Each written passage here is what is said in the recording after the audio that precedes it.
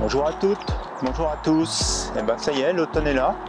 Donc je vous emmène dans les bois pour faire de la photo et puis on va parler de composition ou comment le fait de bouger un tout petit peu change complètement votre composition.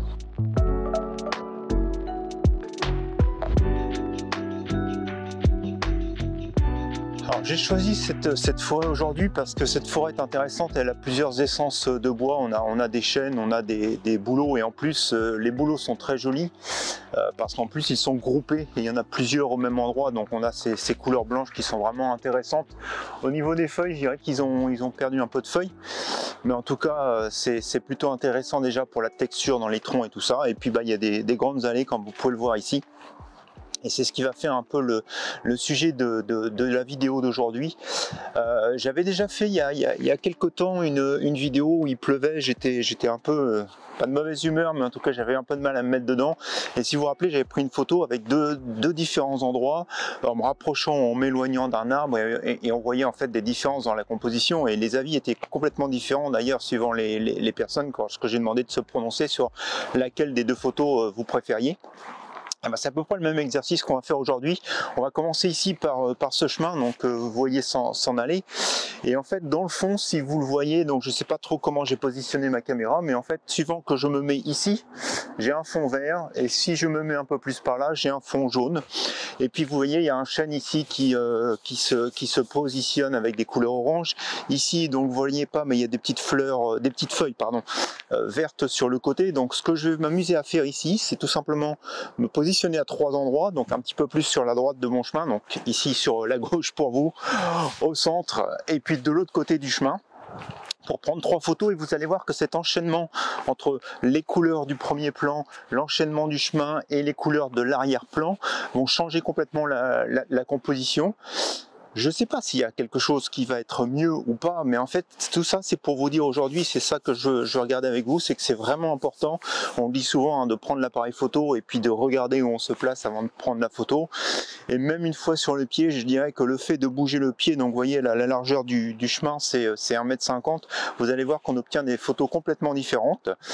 Il n'y en a pas forcément une qui est mieux que les autres, mais il y en a une qui va plus vous plaire que les autres, et c'est ce que je vous engage à faire quand vous prenez des photos, c'est vraiment à déplacer votre trépied. Et donc c'est l'exercice que je vous propose de faire avec vous aujourd'hui. Allez, c'est parti, on regarde pour cette première image. Donc vous le savez, hein, on a souvent ce problème-là lorsqu'on fait de la photo en sous-bois, c'est le ciel, donc on voit sur la partie haute là-bas, donc qui est toujours bien embêtant. Puisque ça fait des zones en fait très lumineuses, donc qui vont attirer l'œil. Donc c'est pour ça aussi que je le limite en pointant ma caméra vers le bas. Et puis ce qui est intéressant, c'est que vers le bas on a toutes ces feuilles justement au sol qui meublent un peu ce premier plan.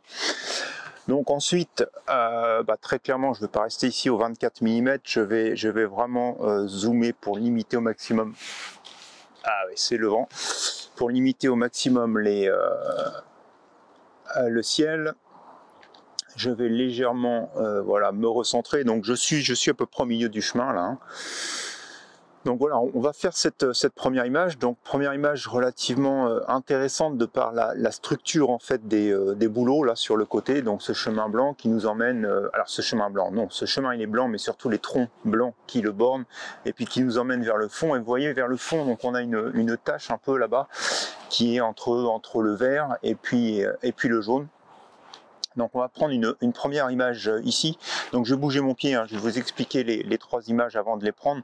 Alors vous comprenez bien qu'ici avec la façon dont je suis mis, je vais prendre un diaphragme de F13, entre F13 et F16, je vais voir, mais de toute façon je vais être obligé de faire un focus stack. Je suis déjà au 30 mm à peu près, donc je vais faire une première image que je vais mettre au point ici, une deuxième ici et puis une troisième vers le fond. Donc je vais faire trois images que je vais assembler ensemble. Donc je serai donc entre F13 et F16, je vais être en ISO 64, je vais rester comme ça, donc ça va me donner des vitesses. Pour l'instant le soleil n'est pas encore là, donc pour l'instant je pense que je serai à probablement 4 secondes, mais on va probablement monter un petit peu plus en vitesse. Je vais peut-être avoir l'histoire de 1-2 secondes. Mais en tout cas voilà, ça c'est la première image que je vais prendre. Et puis donc comme je vous expliquais tout à l'heure, donc si je me déplace un peu, vous voyez je fais 2 pas, tac, je vais me positionner quelque part comme ça. Et vous voyez que ça change complètement. Alors là par contre je vais peut-être redézoomer légèrement.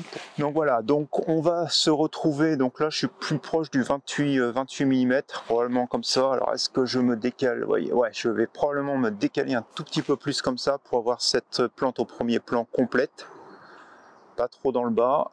Et en fait ce que je vais faire après, probablement sur cette image, donc je vais avoir un cadrage 4/5 qui va passer quelque part ici et puis qui va s'arrêter quelque part par là. Donc voilà, donc ça sera ma deuxième image. Alors la troisième image, je pense que je vais être un peu embêté parce que vous allez voir ma caméra sur le côté. Non, ça va, vous la voyez pas trop, mais je vais me mettre, on voit juste le pied là-bas dans le bas à gauche, mais c'est pas trop grave. Voyez, si je me mets comme ça, donc cette fois-ci on a probablement, je vais écarter, ouais, je vais agrandir un peu le cadrage. Donc vous voyez sur la gauche, donc on a le orange, cette fois-ci on l'a toujours sur le sol. On a donc les bouleaux sur la droite, mais cette fois-ci dans le fond on est beaucoup plus sur du vert foncé. Donc voilà, on a un fond qui est complètement différent, des compositions qui sont différentes. Et comme vous voyez, j'ai pas fait grand chose, donc j'ai fait 3 pas de côté. Et donc en fait tout ça joue dans la complémentarité des images. Je vais être très honnête avec vous, donc pour l'instant ce qui m'intéresse beaucoup plus c'est la photo avec le vert, parce que justement on a du contraste, le vert, le blanc, et puis le orange. Ici on est un peu trop dans les oranges à mon goût, et puis au milieu on est un petit peu trop centré. Mais en tout cas voilà, maintenant je prends les 3 images, en commençant par le centre, je vous les mets à l'écran, et puis bah à vous de me dire la composition que vous préférez. C'est parti.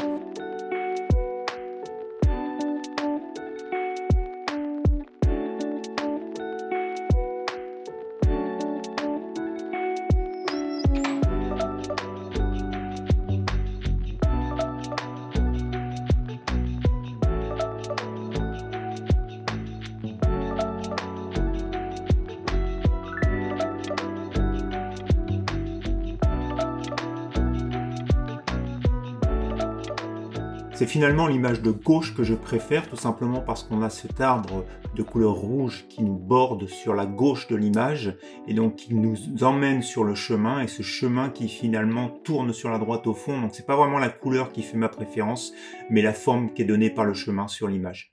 Et vous, dites-moi votre photo préférée dans les commentaires. Alors voilà, je viens de prendre les 3 images, donc j'ai terminé de ce côté-ci, donc avec l'arbre orange. Vous avez vu les images à l'écran, j'en profite justement en parlant des images à l'écran. Donc bien souvent on me dit bah ça passe un peu trop vite les images à l'écran, et les gens voudraient les revoir à la fin. J'avais commencé à essayer de le faire, et puis bon ça rallonge la vidéo, et puis ça donne pas forcément beaucoup plus de temps pour voir les images. Donc en fait ce que j'ai décidé maintenant, c'est que si vous allez sur mon site internet, donc vous trouvez le lien dans la description de la vidéo, j'ai un onglet spécial où je laisse en fait toutes les photos que j'ai prises sur le mois en cours.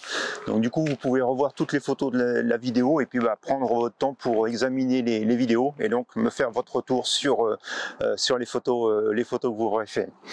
Voilà, écoutez, on va continuer à bouger. Donc le soleil se lève derrière les nuages, ça donnait des couleurs, hein. J'ai essayé de vous montrer tout à l'heure sur le fond. Mais en tout cas, on va continuer à se promener. Donc là, il y a une enfilade aussi avec les chênes qui est intéressante. Comme je vous disais, il y a pas mal d'essence dans le coin, d'arbres différents. Donc on va continuer à tourner pour regarder d'autres photos. Et puis cette fois-ci, ce qu'on va s'intéresser, c'est comment finalement on place le sujet dans le premier plan, et comment finalement, suivant que je suis près ou loin, le sujet va être plus ou moins gros. On a vu comment ça se passait en se déplaçant latéralement, bah aussi en s'avançant et se reculant, ça va changer aussi le sujet et donc votre composition. Allez, c'est parti, on regarde pour d'autres images. Alors avant que je commence ma vidéo, vous le voyez, je suis au milieu des bruyères. Donc les déplacements sont un petit peu compliqués, comme je vous le dis à chaque fois. J'aime pas piétiner les bruyères, donc je suis en train d'essayer de trouver mon chemin et de marcher entre les pieds. Donc là, vous voyez la façon dont je filme. Je suis beaucoup plus en avant de l'objectif que tout l'arrière-plan. Ah, le soleil se cache, c'est dommage, parce qu'en fait c'était super au niveau des lumières, mais je pense qu'il va revenir, il va repasser au-dessus des nuages après, du moins je l'espère, on croise les doigts. Mais en tout cas voilà, pour l'explication par rapport au sujet. Donc là je suis beaucoup plus près de l'objectif, donc par rapport à l'arbre, je suis quelque part le sujet prépondérant de l'image, c'est-à-dire c'est le sujet qui remplit le plus l'image, et donc qui va être le plus visible quelque part dans l'image. Maintenant, si je me déplace un petit peu plus en arrière, je me suis mis derrière l'arbre, et du coup sur cette image, c'est l'arbre qui devient maintenant prépondérant, qui devient le premier point d'attrait.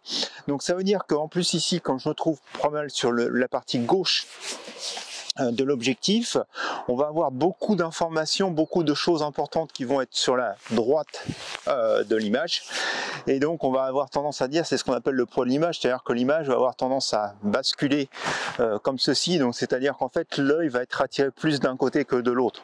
Donc du coup, ce qui est toujours intéressant quand vous avez des sujets principaux comme ça sur le côté qui vont être énormes ou qui vont être plus gros dans l'image, c'est d'essayer d'amener aussi beaucoup d'informations de l'autre côté, pour que justement la composition se balance et que quelque part on rétablisse cet équilibre. Donc même si je suis derrière, même si je suis un peu plus petit, le fait de pouvoir me décaler de l'autre côté, vous allez voir, ça va rééquilibrer un peu l'image. Voilà, je me suis décalé maintenant sur la gauche pour l'image, par la droite par rapport à l'objectif. Donc j'ai l'arbre d'un côté, moi je suis de l'autre côté. Alors en fait il aurait fallu que je puisse me décaler un petit peu plus, mais là je vais commencer à vraiment tout piétiner, donc je le fais pas. Mais vous voyez déjà la différence par rapport à quand j'étais devant, quand j'étais ici et quand je suis maintenant sur le côté. Alors pour tout vous expliquer, j'étais tout à l'heure probablement 50 cm, 1 mètre devant. Je suis encore un petit peu plus derrière ici sur l'image, mais vous voyez bien en fait la différence d'équilibre que ça apporte dans l'image en fonction de comment le sujet se déplace par rapport à l'objectif. Donc là c'est moi qui me suis déplacé, mais vous comprenez bien que c'est après vous qui allez déplacer votre objectif aussi. Et donc comment vous déplacez votre objectif, et on l'a vu aussi tout à l'heure comment on positionne son objectif, et on va rétablir un peu ces équilibres dans l'image, et donc faire une image qui est complètement différente avec ce qu'on appelle un équilibre de l'image qui va être complètement différent. Et donc on peut arriver à une image qui finalement va être moins bonne parce que beaucoup trop d'éléments d'un côté, à une image qui va être beaucoup plus équilibrée parce que tout ça va se rebalancer, et donc avec beaucoup d'informations qui va permettre à l'œil du lecteur de se promener dans la scène.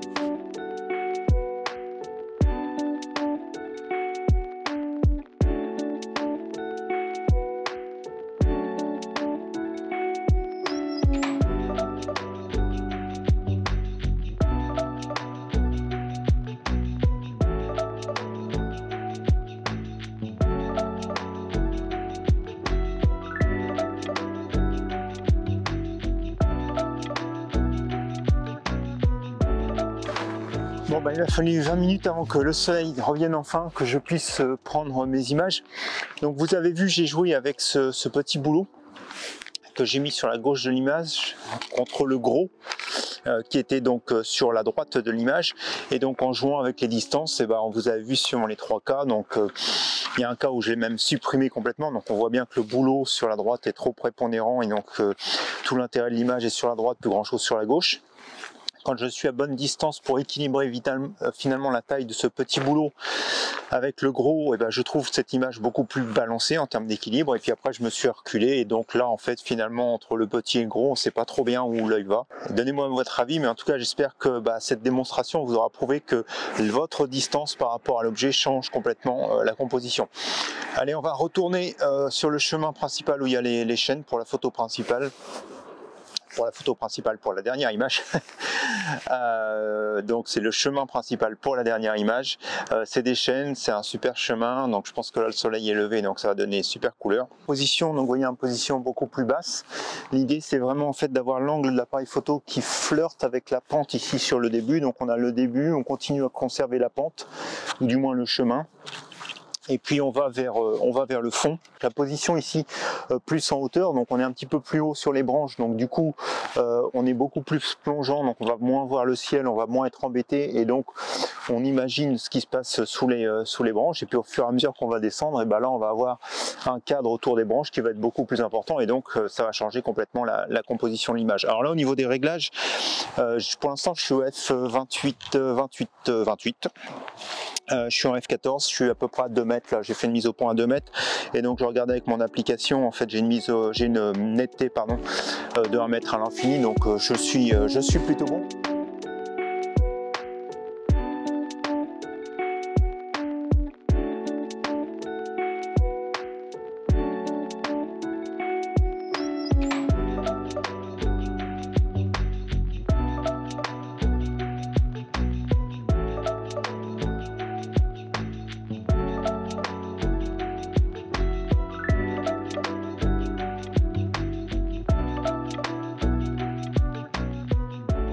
Donc vous voyez ici, donc je suis descendu, je suis vraiment à la limite de la cassure en fait de la pente. Donc je vais prendre mon image. Donc là je vais peut-être me rapprocher un petit peu plus de l'arbre, donc pour faire exactement ce qu'on disait tout à l'heure. Le rendre un tout petit peu plus gros, mais pas plus gros, pas trop gros non plus pour pas qu'il nous bloque dans l'image. Là je vais être obligé de zoomer un peu, je pense.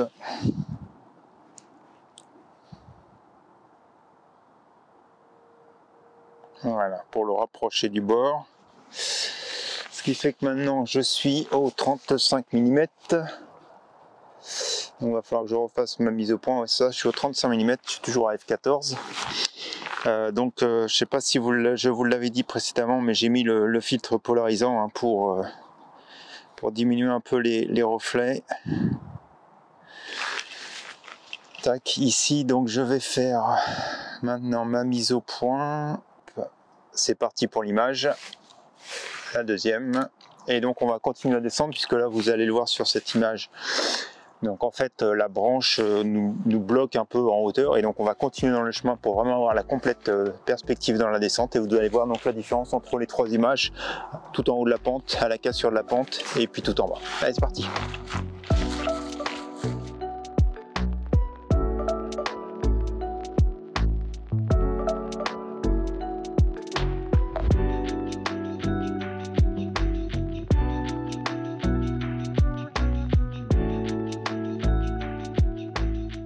On va se quitter là-dessus, ou pas tout à fait, puisqu'on va prendre une dernière photo dans le sens de la montée cette fois-ci. En tout cas, j'espère que vous aurez compris avec cette vidéo que franchement c'est important de justement de ne pas poser tout de suite son appareil photo sur le pied, de bouger avec son appareil photo parce que quelques pas sur le côté, quelques pas en avant, quelques pas dans la montée ou dans la descente vont changer votre image, vont changer votre composition. Encore une fois, après c'est juste une question de goût, mais en tout cas c'est important vraiment de se donner cette possibilité d'affiner sa composition en se déplaçant latéralement, en se déplaçant transversalement dans son image. Et ben voilà, c'est fini pour la vidéo, j'espère que vous l'aurez apprécié. Donc comme je vous le disais, hein, les photos donc disponibles sur mon site internet si vous voulez aller regarder un petit peu plus longuement. Si vous avez aimé la vidéo, un petit pouce en l'air, n'hésitez pas à la partager, à la commenter, et puis il ne me reste plus qu'à vous souhaiter un bon dimanche, une bonne semaine, et puis on se dit à la semaine prochaine pour de nouvelles expériences photographiques. Allez, bonne semaine à vous, au revoir.